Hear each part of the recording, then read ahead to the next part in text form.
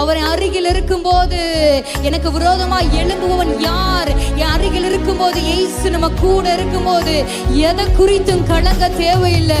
ஆண்டவரை நோக்கி பார்த்துங்க பாருங்கள். கவலைகள் எல்லாவற்றையும் என்ன காரியங்கள்லாம் அழுத்தி கொண்டிருக்கிறதோ, என்ன காரியங்களாம் மன சோர்வாக்கி கொண்டிருக்கிறதோ, அது எல்லாவற்றையும் அப்பாவுடைய பாதத்துல இறக்கி வைத்து, அண்ணால போல நான் இறக்கி வைக்கிறேன்பா, அண்ணால போல இறக்கி வைக்கிறேன்.